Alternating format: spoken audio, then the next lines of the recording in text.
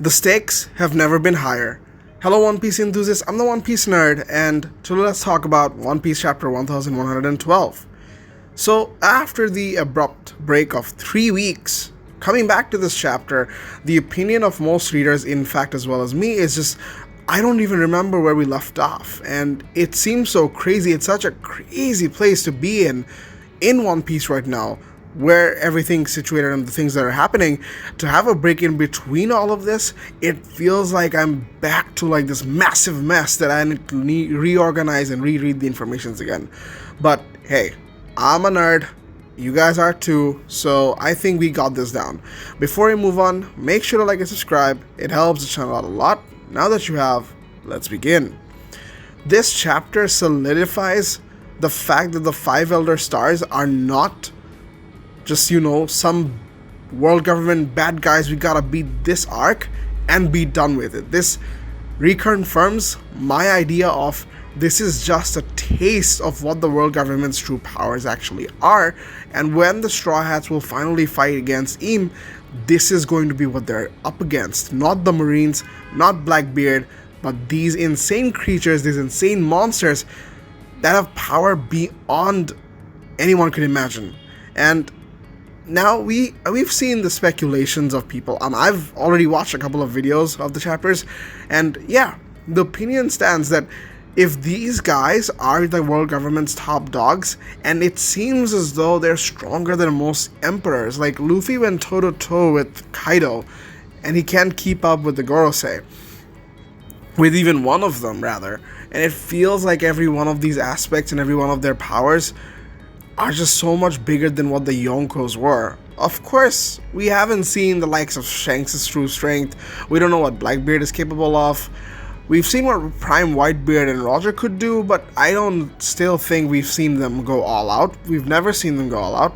So the theory still stands that, or rather, my headcanon of this is that the Gorosei are definitely strong, and it's entirely possible that if the Gorosei or the world government ever wanted, they could have just cleared out all the pirates, all the criminals, all by themselves. But I don't really see why they would do it, or rather, why don't they just finish things off? But I guess it kind of does make sense, is that if they wanna hold power by showing the world as an example of, here are all the bad guys, this is all the military might and the power we have, and we are going to suppress everything. So we're not going to clean things up for you to live in fear completely, but rather there has to be some sort of a fear for us to give you protection so that we can get the heavenly tribute or whatever. I don't really know why or how Im-sama just keeps the Gorosei in the Room of Authority and not really go out and fight pirates, or rather Yonkos. The whole thing is kind of messed up, but maybe there is some sort of a weakness that we have no idea about. So far, it seems Luffy's having a hard time keeping up with even one of them. Luffy's out of Gear 5, and honestly, he can make a comeback, but I could see Oda's emphasis on the Gear 5 and how hard it is to maintain.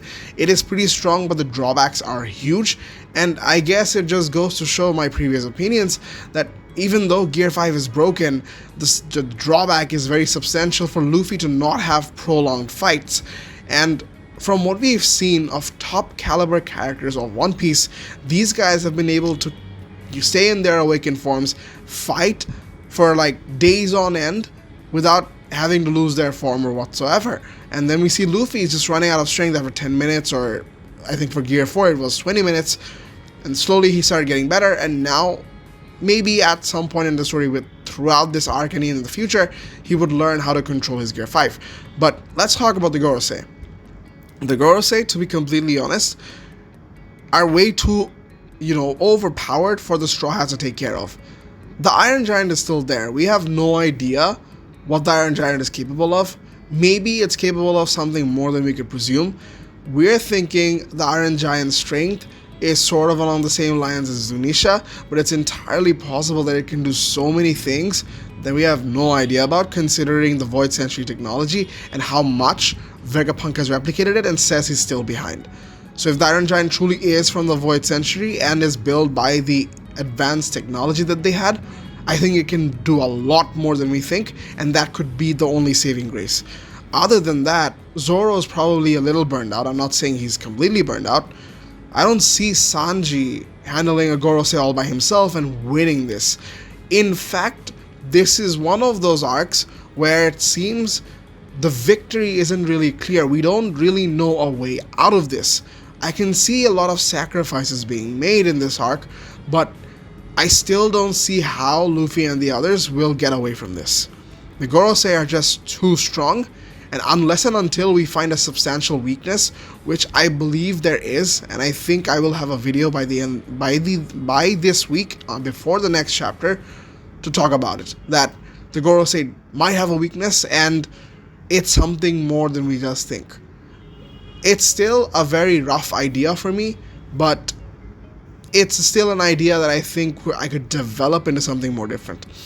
Now, aside from all of this,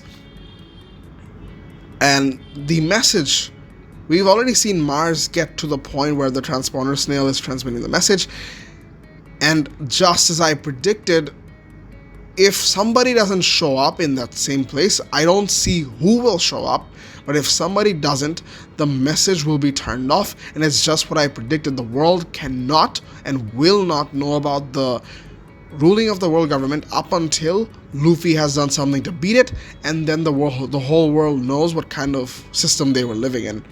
But then again, I also support the argument of the world needs to know what the world government has been doing over the last 800 years and how they've been in power, so that there can be an uprising and the world government can be defeated, not the other way around. So it could go both ways. I'm just specifically worried about the Straw Hats, not the story really. The story can go anywhere. Oda can do whatever he wants with the story, but I really want to see how Oda took the Straw Hats to a very complicated position. They gave them everything they needed to the point where we knew that victory was 100% certain, and now it seems all doom and gloom. And I think I haven't felt this sort of a desperation from the Straw Hats or from myself as a reader to see the Straw Hats escape or not really think of a way to beat them. So that's it for the video, guys. Let me know what you guys think. How will the Straw Hats escape? Do you think that Vegapunk will be able to tell his message to the entire world before Mars stops it? And what kind of backup will the Straw Hats have for them to escape Egghead Island? That's it for the video, guys. If you guys enjoyed, make sure to like and subscribe. Have a great day, and peace.